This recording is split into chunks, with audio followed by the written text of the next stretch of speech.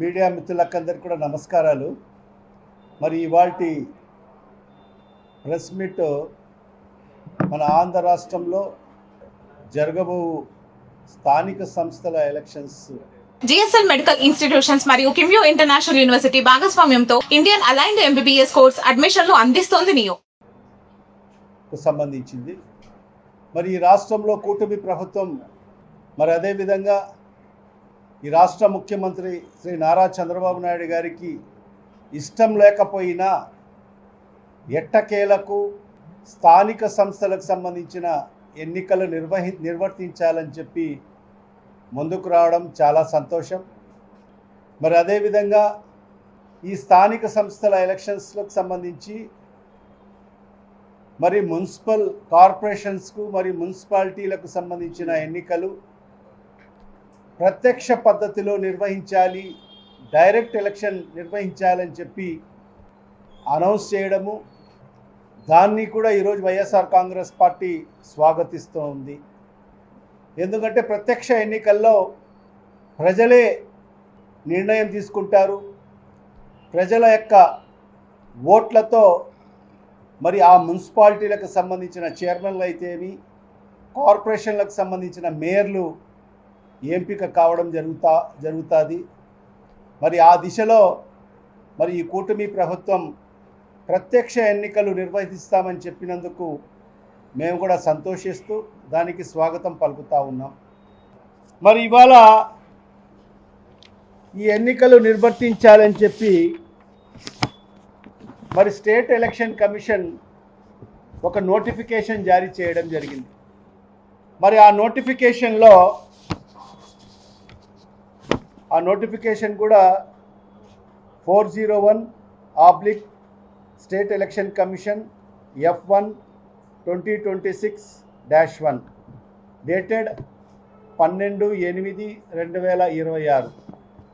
దాంట్లో state election commission ఏం చెప్తా ఉందంటే 1/1/2026 with reference to 1/1/2026 as the qualifying date, duly adapting the latest assembly electoral rolls అని చెప్పడం జరిగింది. అంటే 1/1/2026 ప్రామాణికంగా తీసుకొని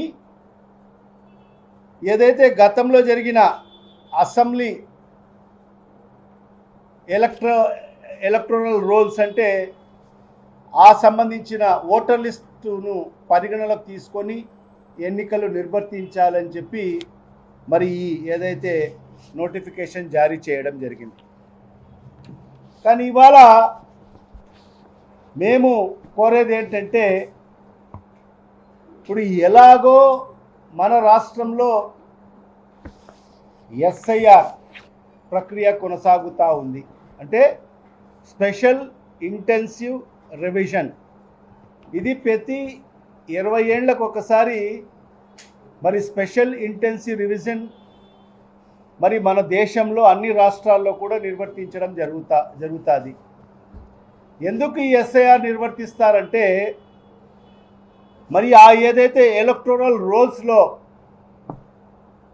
మరి దాంట్లో ఉన్న అవకతవకలన్నీ కూడా తీసివేసి మరి ఆ వివరాలను పరిశీలించి మరి కొత్తగా అర్హులైన ఓటర్లను చేర్చడము, మరి అదేవిధంగా మరణించడం లేదా శాశ్వతంగా ఇతర ప్రాంతాలకు తరలిపోయిన వాళ్ళ ఓట్లను దాంట్లోంచి తొలగించి, మరి అదేవిధంగా అభ్యంతరాలున్న ఆ ఓటర్లనందరినీ కూడా తొలగించి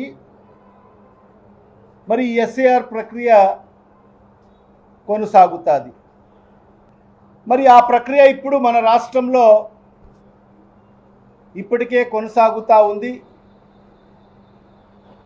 మరి ఆ ప్రక్రియ అక్టోబర్ 3వ తేదీ, అంటే అక్టోబర్ 3వ తేదీ 10వ నెల 3వ తేదీ 2026కు తుది ఓటర్ల జాబితా, అంటే ఫైనల్ ఎలక్టోరల్ రోల్ ప్రచురణ కావడం జరుగుతుంది. అంటే ఎప్పుడంటే 3/10/2026కు ఫ్రెష్ ఎలక్టోరల్ రోల్ తయారవుతుంది. మా యొక్క డిమాండ్ ఏంటంటే ఈ రాష్ట్ర ప్రభుత్వానికి మరి ఈ రాష్ట్ర ముఖ్యమంత్రి గారికి మరి ఏదైతే ఈ ఎస్ఐఆర్ ప్రక్రియ మన రాష్ట్రంలో కొనసాగుతూ ఉంది కాబట్టి మరి ఆ ప్రక్రియ అక్టోబర్ 3వ తేదీకి ముగుస్తుంది. ఆ 3వ తేదీ కొత్త ఎలక్టోరల్ రోల్ కూడా పబ్లిష్ కావడం జరుగుతుంది. కాబట్టి ఖచ్చితంగా ఈ కొత్త ఎస్ఐఆర్ ఓటర్ లిస్ట్తోనే ఈ లోకల్ బాడీ ఎలక్షన్స్ నిర్వర్తించాలని చెప్పి మా యొక్క డిమాండ్. ఎందువల్ల అంటే దానికి అనేక కారణాలు ఉన్నాయి. మరి ఇవాళ స్టేట్ డేటా తీసుకుంటే మరి మొన్న ఎస్ఐఆర్ ప్రక్రియలోనే 45 లక్షల ఓట్లు తొలగింపుకు గురి కావడం జరిగింది. రాష్ట్రంలో 45 లక్షల ఓట్లు తొలగించబడ్డాయి.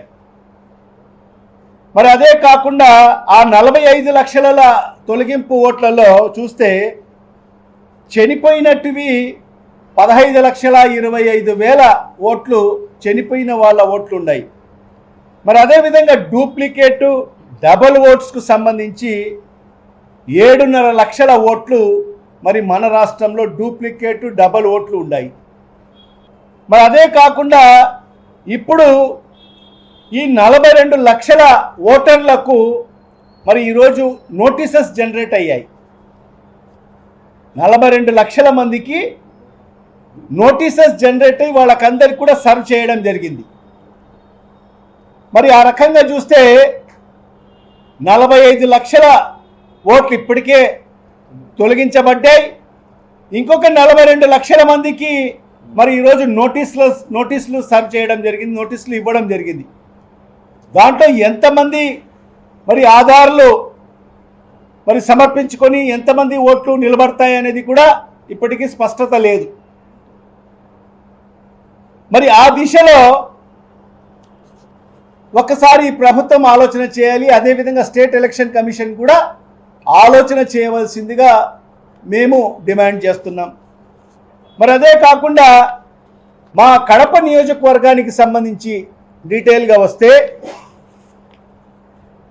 కడప నియోజకవర్గంలో గతంలో 2025కు సంబంధించి ఓటర్ లిస్టు ప్రకారంగా 2,87,000 ఓట్లు కడప నియోజకవర్గంలో ఉన్నాయి. ఎన్ని? 2,87,000 ఓట్లు ఉన్నాయి. ఈ ఎస్ఐఆర్ ప్రక్రియ ప్రారంభమైన తర్వాత మరి అప్లికేషన్స్ అన్నీ కూడా డిస్ట్రిబ్యూట్ అయ్యి ఆ అప్లికేషన్స్ అన్నీ కూడా తీసుకున్న తర్వాత మిగిలిన ఓటర్లు ఎంతమంది అంటే కడప నియోజకవర్గంలో 2,17,000 మంది ఓటర్లు మిగిలడం జరిగింది. అంటే సుమారుగా ఎస్ఐఆర్ ప్రక్రియలో 67,000 ఓట్లు తొలగించబడ్డాయి. 67,000 ఓట్లు తొలగించబడ్డాయి.